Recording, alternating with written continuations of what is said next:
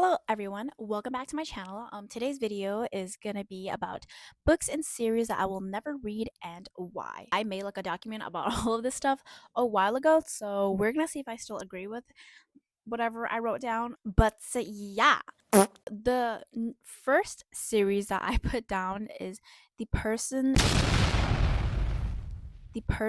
Jackson series. This was a series that I never actually read when I was younger. I started to listen to the audiobooks when I was like still in high school. I just like could not continue them. I felt like it was definitely just because like I was a lot older than the characters, but I just couldn't wrap my head around why these old ass gods were bullying like 10-year-olds.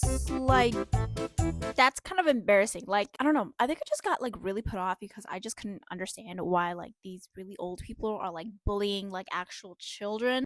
So, the second series that I have on this list is the Harry Potter series. So, just like the Percy Jackson series, I feel like I'm just too old to read it now. The movies were low key kind of bad, like honestly, in my opinion. For some reason, I feel like it moved by really fast and I just couldn't wrap my head around like the entire thing. I think maybe like the first movie was okay. I don't even know actually, but I wasn't really a big fan of the movies. I just didn't think that they were that good. If I were to read the Harry Potter series, I would read the Gen Z version of it instead because it looks really funny and I feel like I would just have a better time. I don't think that I would ever read Colleen Hoover's books. We all know there's a lot of controversies about it. Obviously, I wrote this like a couple years back, so like the thing about like It Ends with Us and the movie with like Blake Lively didn't really happen yet. Usually, I don't really care about like book controversies, but like overall, I feel like a lot of the genres in the books just like aren't really interesting, and I feel like they're kind of weird. Like I know a lot of people have said stuff about like the age gap and stuff that she puts in there. For me, I feel like the books are also too short. It's also just not really my style. I'm really not a big fan about reading books about like girls fawning over these really toxic guys. Like, that's really stupid because I personally would never ever do that. So I feel like if I read something about them, I would just be pissed off the entire time. So I would just like not enjoy it. And I know in here I said that like maybe I would read one of her books one day. And I actually did end up reading one of her books. And coincidentally, it was the book It Ends With Us. So I read it a few years back. I actually enjoyed like the first two chapters, but as it went on, I felt like it just got worse and worse. And I feel like it was really funny to me. Like I was laughing the entire time. I don't know why, but it was really funny to me. I haven't watched the movie yet, but yeah. Moving on, the a book that I would never read is the second book to The Shaman and I. So I think everybody already knows my opinion about this book. There's just so much stuff that was like wrong with like the first book. Like I just really did not like it. And when oh my god, just thinking about it is like driving you crazy already. Bro, I am not going to bother reading the second one when the first one is so trash. Like book 2 will probably have nothing. Like when I talked about it, when I was reading towards the end, nothing was like wrapping up. Like the last 5 chapters were just so long and like overbearing that I just like I was like, how the fuck is this book going to end?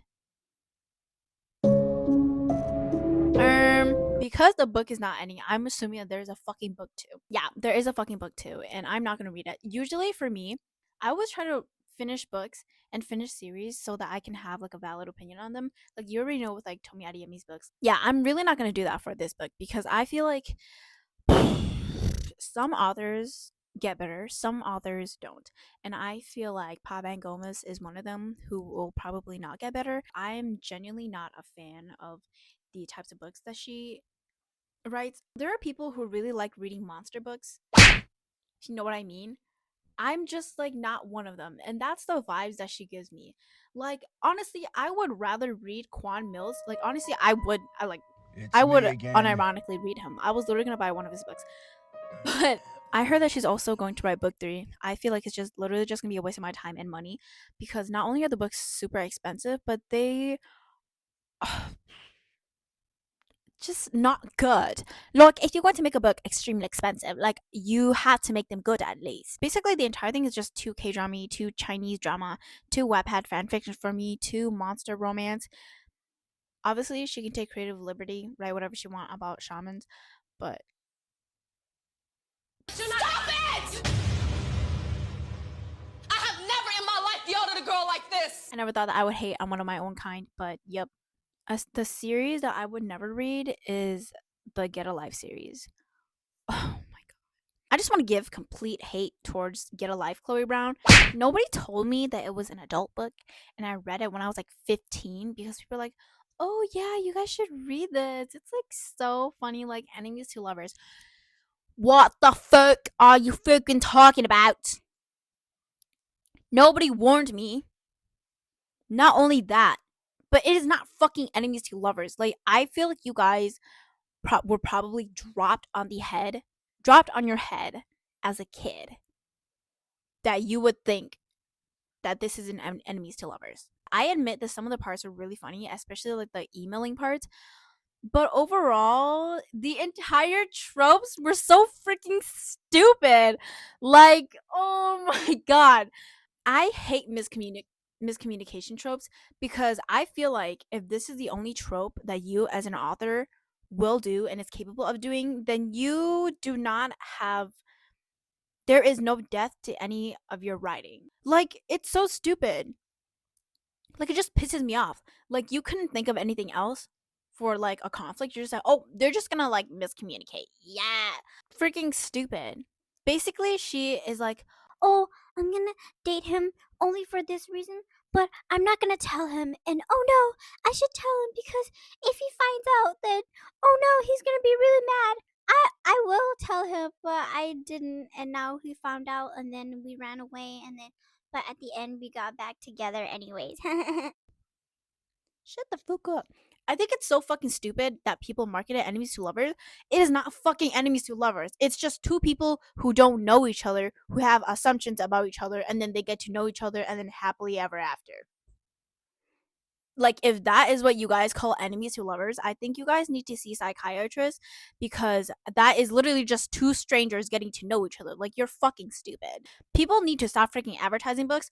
Like, I'm going to report all your pages if I read it, and if you guys are freaking false advertising it, because not only did you waste my time, but you freaking pissed me off. Yeah, so not gonna read any freaking books by this person. Yeah, not reading any of those. Yeah, I really don't like contemporary romance. It just, if anybody manages to make contemporary romance interesting and complex, then I would read it. Most, if not all, is literally just miscommunication. Like, dude, just fucking talk to each other. The fuck? The last series that I'm gonna mention for today's videos, okay, at that time, I said that I was not gonna read them, but I feel like I would now, just to experiment. But this series is To All the Boys I've Loved Before by Jenny Han. Obviously, I don't know. Seeing girls fighting and fawning over boys, it's just really not my thing. I don't understand it. I just think it's really weird. I feel like you should really get a life. I don't know. I want to read a book where the love interest to the Asian main character is not a white guy. I read a lot of like, not a lot, but I read multiple like romance books that's like, oh, Asian girl. And the love interest is a fucking white guy. And it's like, dude, like, what? I don't know, but it's really giving me like colonizer vibes.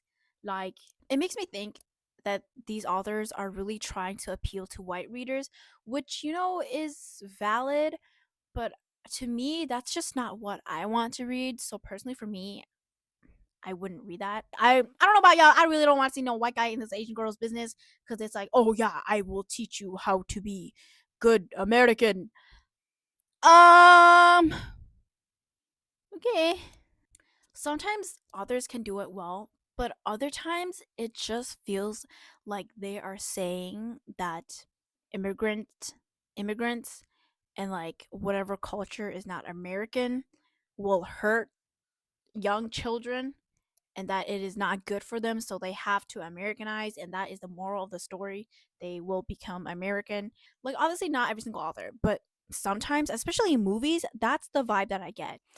Not, I don't want that. I'm more interested in books with the same race as love interests. I also feel like it's a little bit overhyped. I know I've seen a lot of clips from the movies as well. I feel like you guys already know. I've said this a billion times, but I really don't like miscommunication tropes. So yeah, basically that's it for today's video.